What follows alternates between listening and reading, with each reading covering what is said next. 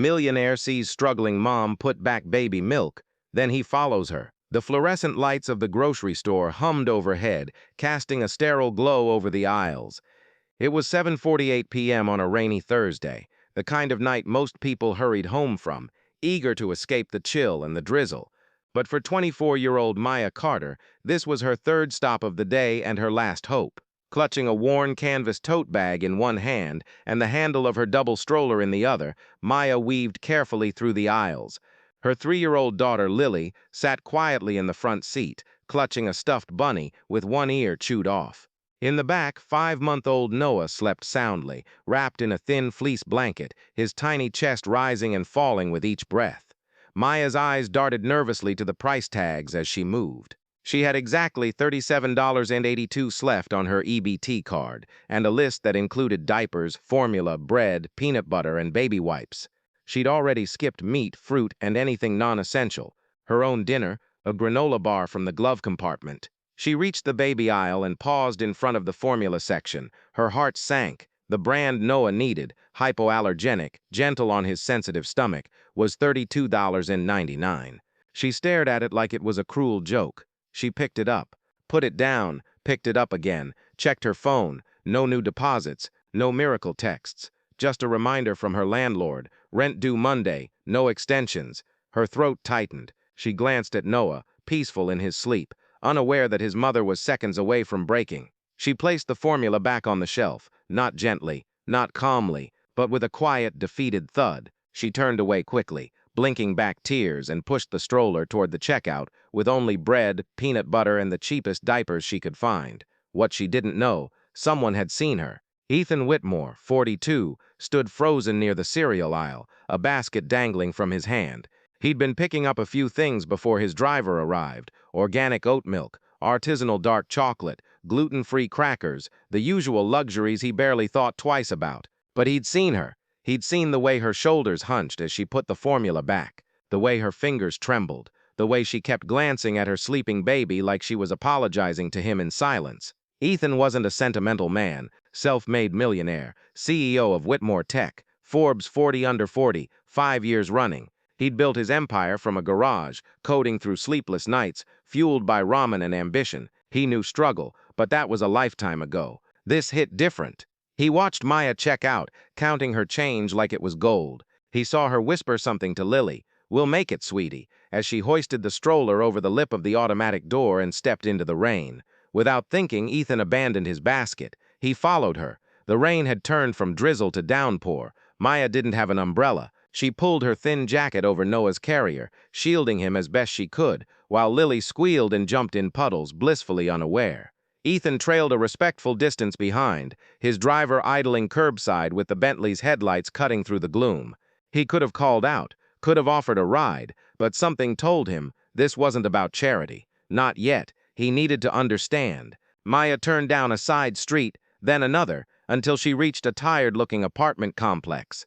Maple Ridge Villas, the sign read, though the maple trees were long gone and the villas were barely studios. She fumbled with her keys at the door, one-handed, as Lily tugged at her pant leg. Ethan watched from across the street, rain soaking his tailored coat. He saw the flicker of a single lamp through the third-floor window, saw Maya's silhouette moving quickly, probably warming a bottle of watered-down formula, he guessed, probably rocking Noah back to sleep after he woke up hungry. Ethan stood there for 10 minutes, 20. His driver texted, "Sir, are you all right?" He replied, "Give me an hour." The next morning, Ethan returned. Not in his Bentley, not in a suit, just jeans, a hoodie, and a coffee from the corner shop. He knocked on Maya's door at 9:15 a.m. She opened it a crack, eyes wary, hair hastily tied back, circles under her eyes telling the story of another sleepless night. "Yes?" she asked, voice hoarse. "Hi," Ethan said gently. "I'm Ethan. I saw you at the store last night." Maya's face fell. "If this is about the stroller blocking the aisle or something." "No," he interrupted softly. "It's about the formula." Her breath hitched. She started to close the door.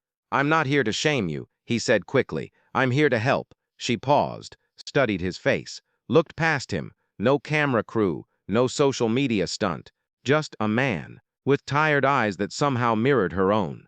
"Why?" she whispered. "Because I've been where you are," he said. "Not with kids, not as a mom, but desperate, scared, feeling like the world forgot you existed. She let him in. The apartment was small, spotless despite the peeling wallpaper and second-hand furniture, toys neatly stacked, diapers rationed on the counter, a single framed photo on the wall, Maya, smiling, holding newborn Lily. Before life got heavy, Ethan didn't sit, didn't make himself comfortable. He stood near the door, hands in his pockets. "I don't want your money," Maya said before he could speak. "I don't want pity."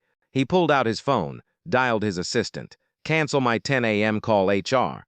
I need a full background check and employment verification on Maya Carter. Yes, that's Carter. She's starting Monday. Salary $65,000. Full benefits, remote flexibility, daycare stipend, and get a courier to her address within the hour with 3 months' worth of baby formula, diapers, and a grocery gift card. No questions." Maya's knees buckled. She grabbed the back of the couch. What is this?" she choked out. "You're hired," Ethan said simply, "as my executive assistant. You worked admin at Sterling Insurance before the layoff, right? Top performance reviews, fluent in Spanish, organized, reliable." I checked. She stared at him, tears streaming now. "How did you? I had my team pull your LinkedIn last night, called your old boss this morning. You were let go because of budget cuts, not performance, and you've been applying to over 50 jobs a week since." He stepped closer.